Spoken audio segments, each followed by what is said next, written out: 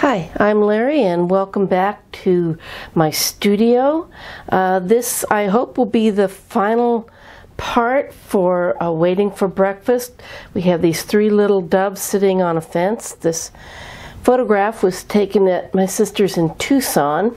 And if you want to follow along, you can go to my blog spot and you'll find the link for the photograph that I'm using, which is this one right here.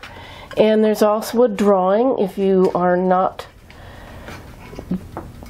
wanting to draw. You can use that. I do encourage everybody to take the time to draw. The more you draw, the better your art's going to be. And I didn't believe it either. And then I started drawing and I noticed my paintings just improved so much. And I actually enjoy just taking and drawing right now. So get in there and practice. It's all related.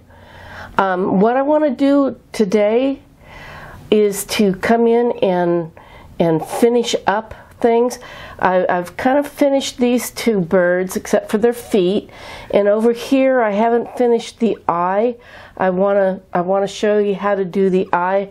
This little guy had his eye closed, so all it was just a little bit of the lining, which I'll show you how to do there, and a little dot or a little sliver of dark for where his eyes are closed. And then I've sketched in the feet. These are the only two birds that you can actually see their feet. This guy over here is really hunkered down and keeping his toes warm.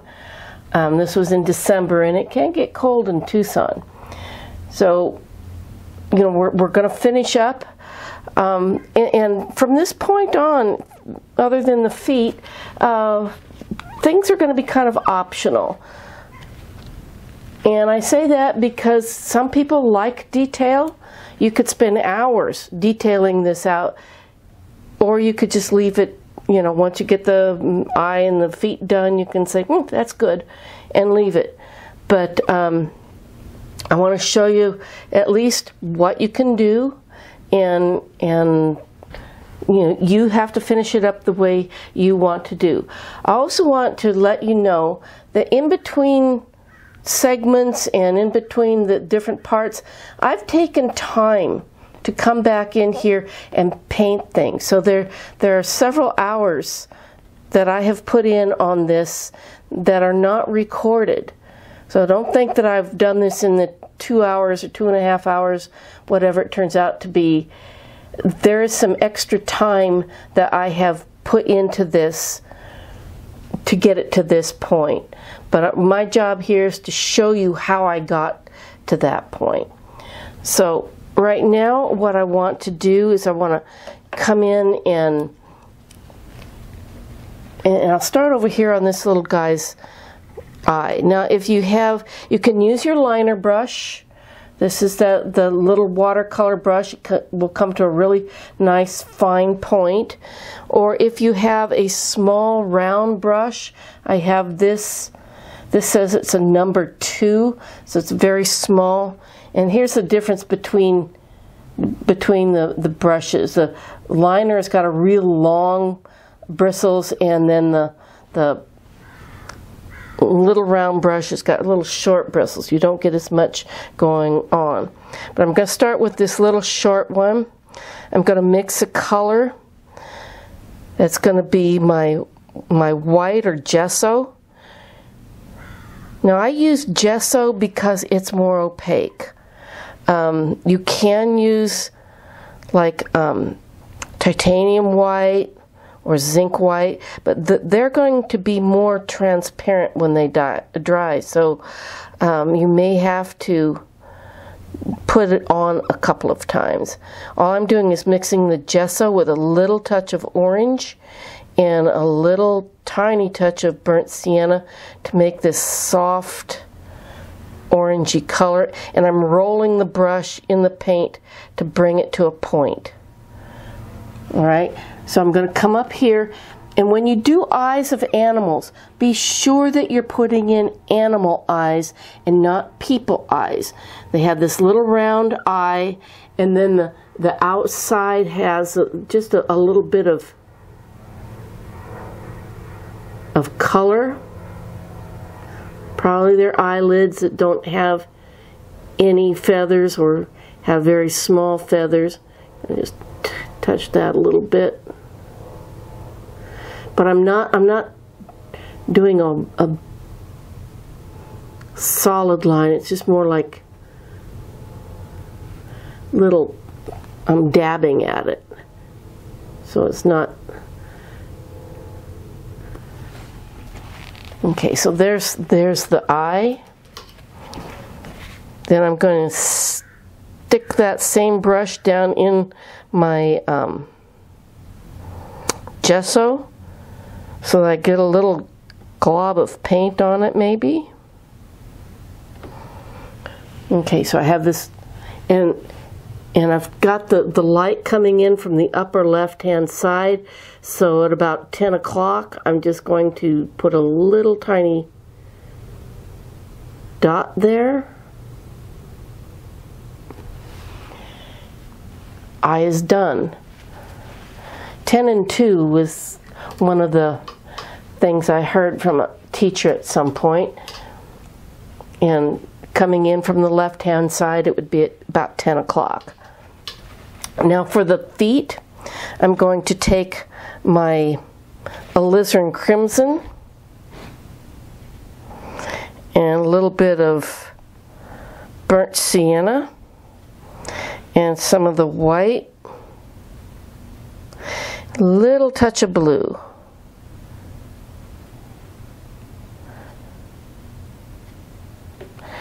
We remember, we always underpaint first. So this underpainting is not going to be the final thing.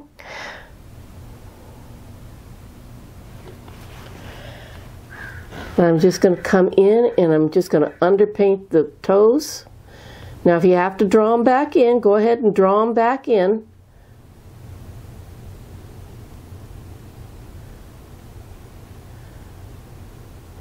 Just putting the little toes in. Feet are always a problem for people. Fortunately, these aren't too bad. Let me come over here. Try to not get too far outside your lines. Otherwise, they end up with little fat toes. Now, the end of the toe is a little bit more round because it has the toenail in it.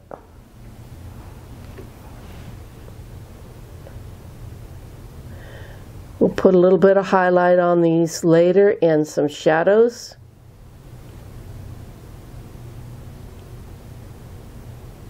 Maybe nails. They're awfully small. I don't know if we need nails.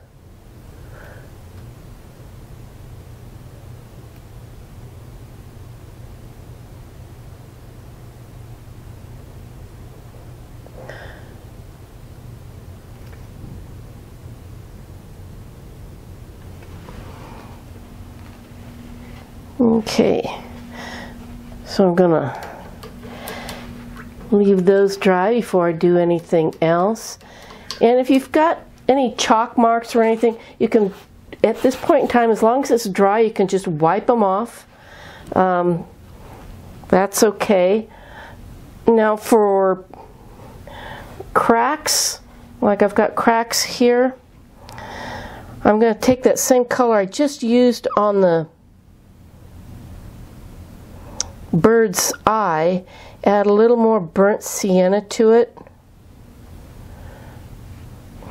And if you've got a crack, make it look a little more three-dimensional. You can just take and put a little bit lighter color right along one edge of it. I don't know if you can see that. No, look at my monitor and see.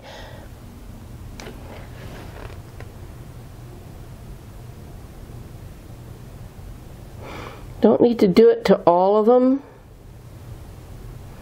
Sometimes just putting in some of that lighter color.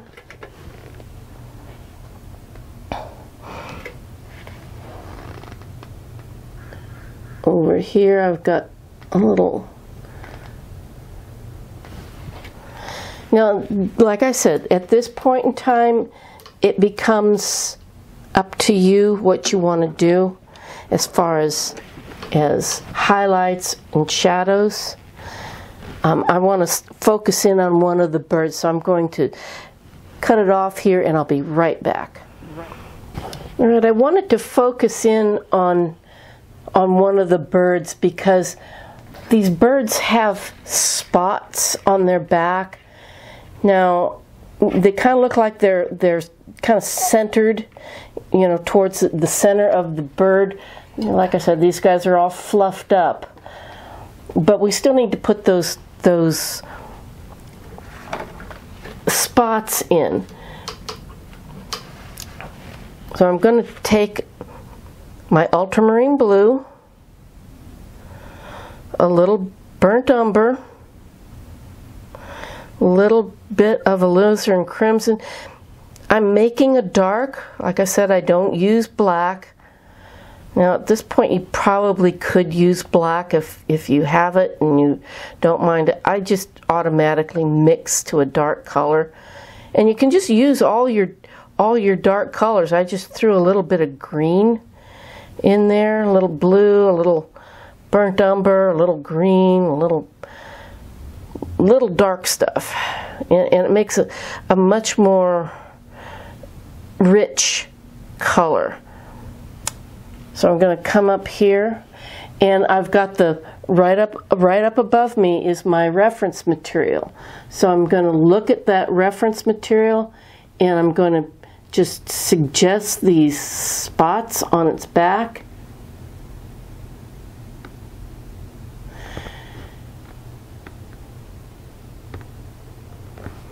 Now I'm sure that each bird has its own particular pattern, like fingerprints.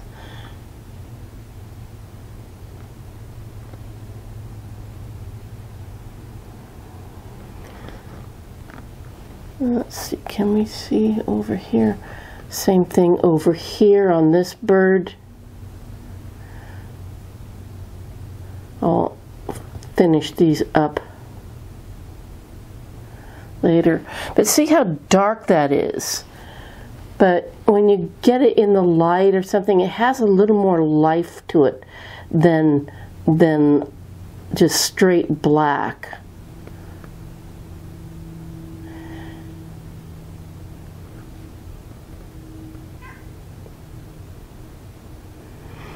It's not going to be world ending if you don't get the spots all in the right spot. This is what I tell my students in class. As long as you don't tell somebody, you know, just make up a story. They won't know. Nobody's going to know unless you tell them.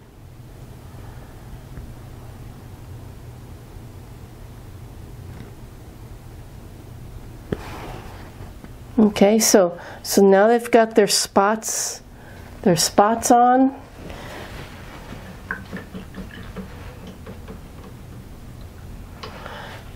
Let's see, can we see that? Yeah, we're gonna just maybe. Yeah, I'm trying to think of what else I can do while I have it in this focus. Now, if you need to go in and put some extra highlights on, this was not a bright day, so I'm not going to get too carried away with highlights. Just use your highlight color, like the burnt sienna with a little orange and mostly white or gesso, and then find places where you can put that in to create a little bit more. I think I want a little bit more orange to that.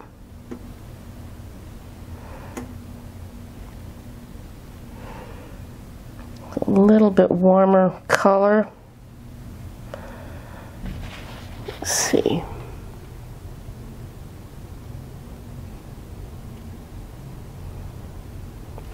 You know, it just kind of, it's kind of hard getting my hands out of the way.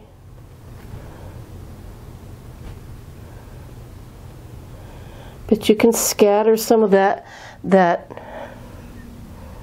warmer, lighter color in there to bring a little more light, a little more life. Don't get carried away.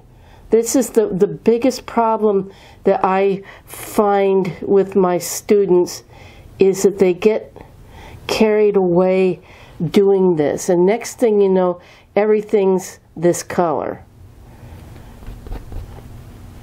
Come over here, maybe put a little bit of that color on this guy.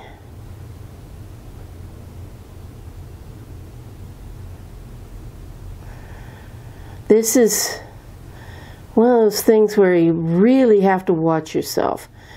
Doing detail it feels so good. I mean, you're doing some detail and getting some, and you just get carried away with it. Pick up a little more white, kind of in that same area. So I have kind of this light, very, very pale orange, and I can come up here and maybe get a few, just skim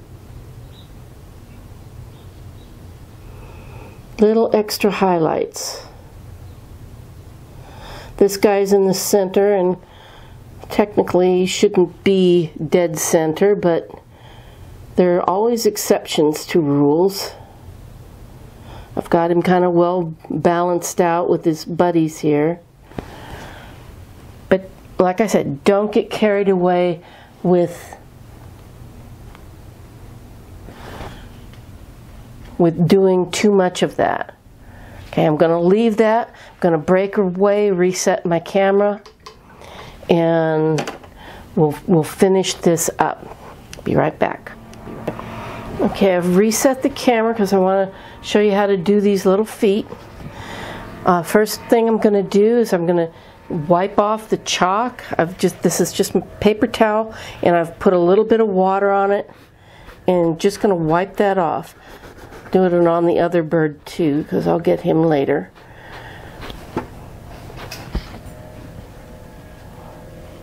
But now I'm going to come in, going to kind of use the same color with the alizarin crimson, little touch of burnt sienna that kind of gives a little less red color. But this time I'm going to add some gesso to that. And if you don't have alizarin crimson, you can use either the naphthol red or cadmium red, and just add. It's not going to be the same because the cadmium red's a little more on the orange side. But I'm just adding some white to this. And then I'm just going to be making like little U-shaped strokes as I'm going over his feet.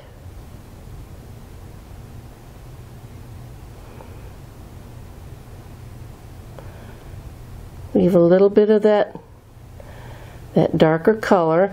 Now if your paint is a little bit too stiff, add just a tiny touch of water to this. You want it kind of like soft butter. And if it's summertime where you are, or warm and dry, your paints are going to dry out a lot faster.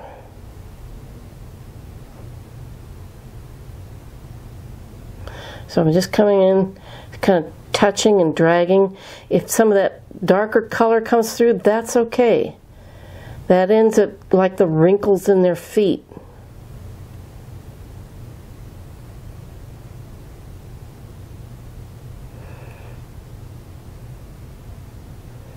Alright, do that. Then I'm going to go back to that shadow color that I had, which was the blue and alizarin crimson, a little burnt umber or burnt sienna. It's mostly going to be blue. Make a cool color. Remember, your shadows have got to have some blue in there. Shadows are cool. So again, I'm using the same little number. What is this? This is a number 6 brush. And it's going to come right underneath where his little feet are sitting on the fence.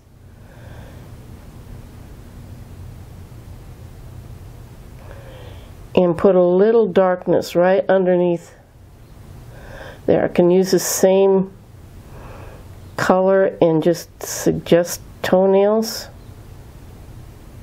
Remember, they're curved. These little toenails are curved.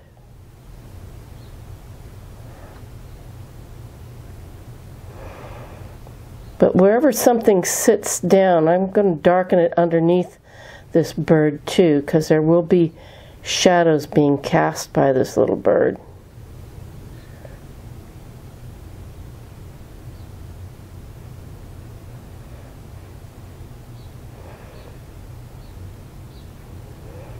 And that's all there is to it. Come in. Might be a little shadow on his leg back here. A little shadow in under his tail.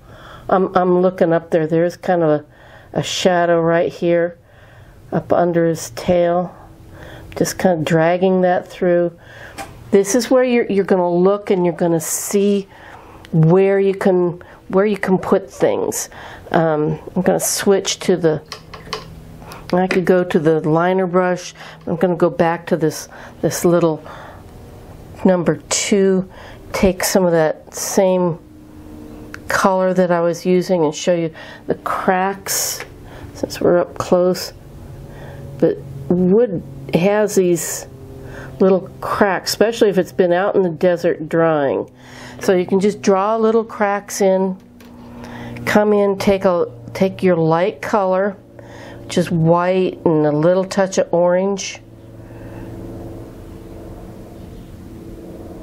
Now this is on the old fence post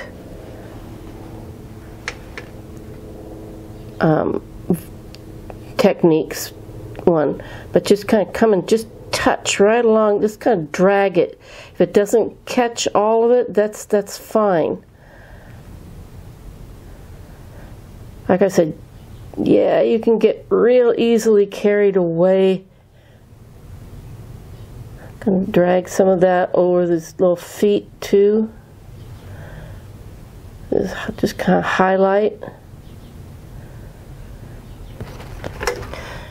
Okay, so I'm gonna stop, reset, and I think we'll be finished in the next clip. So remember, if you want to follow along, you can get the picture and the drawing off of the blog spot. And if you have any questions, there's also an email at the end of this, so you can email me and I'll either answer your question through email or I'll work it into another one of my clips.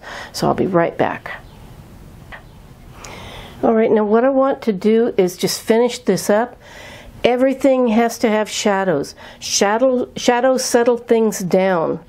I've put the little feet in on this guy, and I know it's a little bit hard to see if you get the photograph. You'll see that right under these birds there is a shadow, especially these two birds here, because they're hanging out over the fence. Again, I'm going to take that same color that I just mixed, which is the blue with a little bit of alizarin crimson and some burnt sienna. It's just kind of a dark blue color, dark purpley color rather. And it's always darkest up underneath something, because that's blocking most of the sun. As the light gets in and can get in there, the shadows will lighten. So I'm going to right up underneath this bird, This is my number 4 flat bristle brush. I'm just going to scrub this right up underneath the bird, and I'm looking at my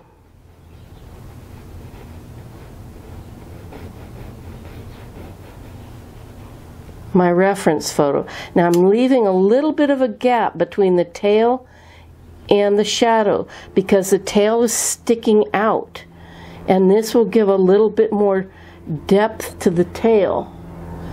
And the tail kind of, because of the angle of the sun, the shadow's a little bit longer than you see the tail, but that little bit of space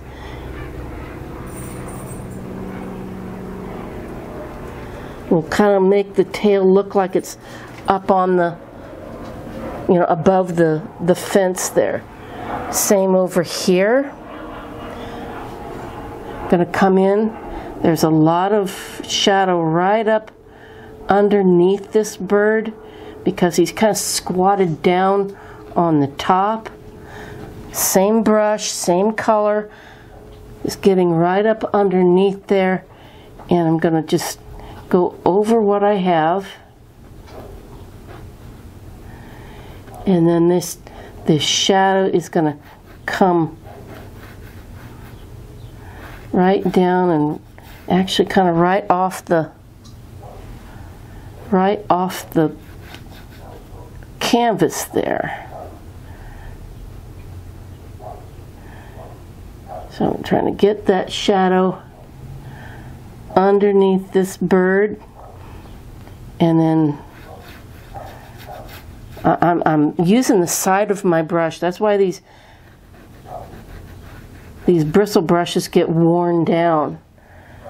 Actually looks better on my camera than it does here.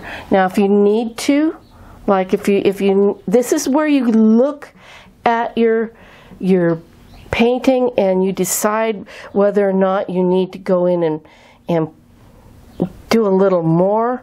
I'm just picking up some orange on my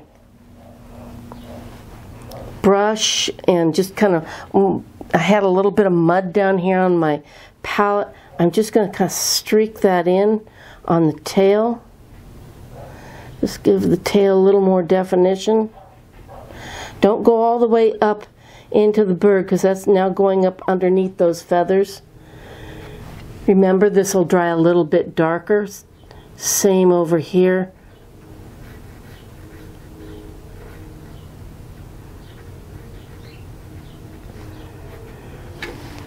If I need to put, a little bit of color back up in the head, or so, look at your painting to see where you think you might need to put more highlights, more shadows, any more detail. But my rule of thumb is, if your brush is doing this and looking for a place to land, you're probably done. So just put your brush down, put your painting aside for a while. And another thing to get into the habit of when you're in, especially at the finishing stage, is to step back at least 6 to 10 feet and look at it. I used to have this in a place in my studio where I have a mirror behind it. I would turn around and look at the mirror. Just anything, if your eye jumps to something, then see why it's jumping to there. If it's a good jump, then fine. If it's something that's annoying, then figure out what you need to do for that. But like I said, if you're just kind of going around and oh, where can I put this? And pretty soon you'll mess it up. So stop there. Set it aside for a couple of days. Then come back and look at it. And if nothing jumps out at you, you can sign your name to it and varnish it and call it good. So I hope that you had fun doing this. Remember, take your time. You don't need to paint as fast as I do. I've been doing this for 30 years, so I can paint pretty fast nowadays. But, you know, if you're new to it, take your time. Look at what you're painting before you paint it. You know, really look at the subject. See where the shadows are. See the shapes and the angles. You know, everything is just a shape. If all the shapes are there, at the end you'll have the bird. You know, don't worry about the bird. Worry about getting your shapes right. So, I hope you had fun, and I look forward to finding something else to teach you how to paint.